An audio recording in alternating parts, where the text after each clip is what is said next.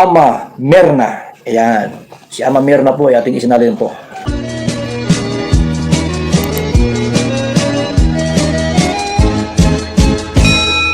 Hello, good morning. Konting reaction lang po. Ito ay tungkol kay Jomar at kay Carla.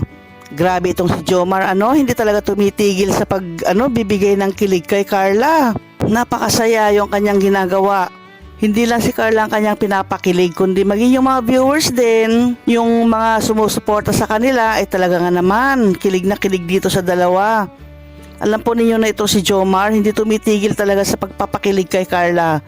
Nung nandito siya sa Pinas, nung hindi pa sila pupunta sa Hong Kong, nagbibigay siya talaga ng saya kay Carla. Iniingatan niya si Carla, inaalagaan niya si Carla, at talagang binibigyan niya ng kasiyahan si Carla.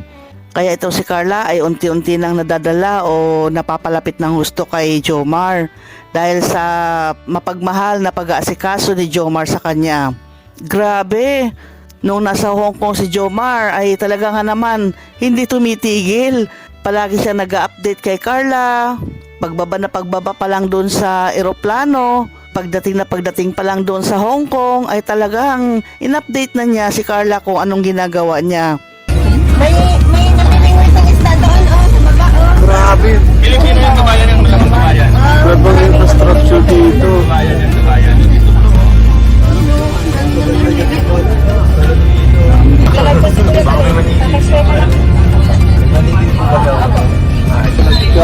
Ano bro, ina-update mo na? Ina-update mo na? Update ko na bro. Sabi ko, ano tayo? Ito po si Carla po. Hi Carla. Hi Carla. Kasunod, sama ka ha? Si Jomar naman ang iwan. Ha?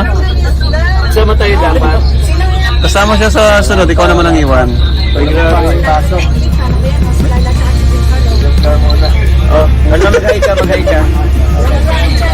Kaya ito yung tunay na sulit, Tunay na. Sinama ko na guys. Maging sa mga live nila, nagla-live sila doon. Lagi niyang kinukumusta si Carla. Nagbi-video call kay Carla.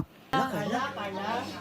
Hi ka kay Carla. Hi ka kay Carla. Hi ka kay Carla. Yung pinaka-poging Oh, yung pinaka-poging hi mo. Oo, yung pinaka...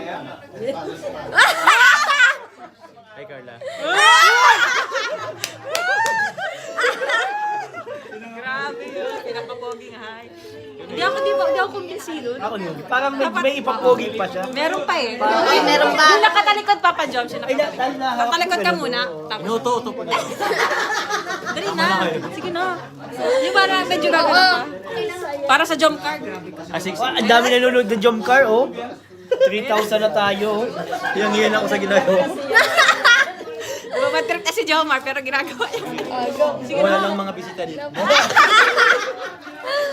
Wala lang po mga bisita. Sinapok na tayo niyan. Sige ito na. Papa Jom sa'yo na. Walang pwede. Op, op. Ayan na po. Wait lang ha. Leading man po ng jump card. Introducing. Introducing Jomar Jacob of Naga City. Natatay na pa ako, natatay ako. Wearing black shirt. Ayan. Pagod na ako. Dali na. Kalilingon ka na. Ayusin mo yung hair mo. Ayusin mo yung hair mo. Mahirap pa yung sihir niya. Jomar Jacob of Naga City.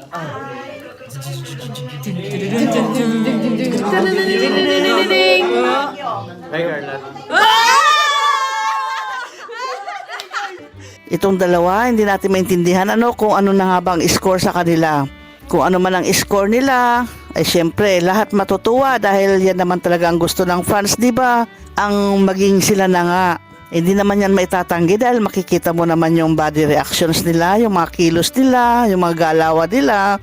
Itong si Jomar ay mukhang hindi na ito, hindi scripted na itong mga ginagawa niya kundi natural na itong kanyang pag-aalala, yung kanyang pag-aasikaso kay Carla, natural na may pagmamahal ba ganon.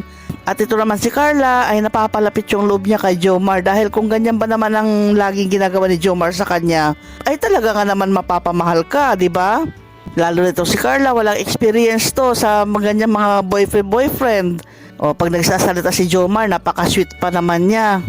Tapos tatanungin pa siya ni Jomar ng mga biglaang mga tanong, ay napapatulala na lang si Carla na speechless ba kung baga yung nangyayari sa kanya. Alam naman natin na si Carla ay may pagtingin din kay Jomar. Kaya masaya ang lahat kung ganito ang nangyayari, di ba? Maraming mga fans ang napapakilig nila. Sayang nga lang at si Carla hindi nakarating doon sa Hong Kong, hindi siya nakasama. Kung kasama sana siya doon, naku, sigurado, pinagkakaguluhan silang dalawa. Nung si Jomar pa nga lang, mag-isa lang siya pinagkakaguluhan na Lalo na siguro pag si Carla ay kasama niya. Sigurado yan, dudumugin at dudumugin silang dalawa. With Jomar, kasama si Jomar. Jomar! Jomar!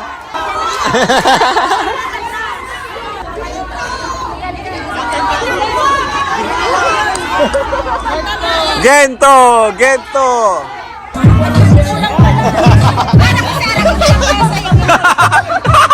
Ayan o!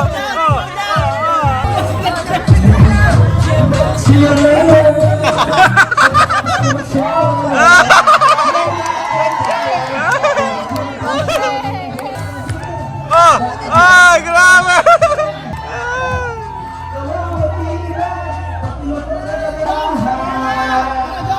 Ayan na!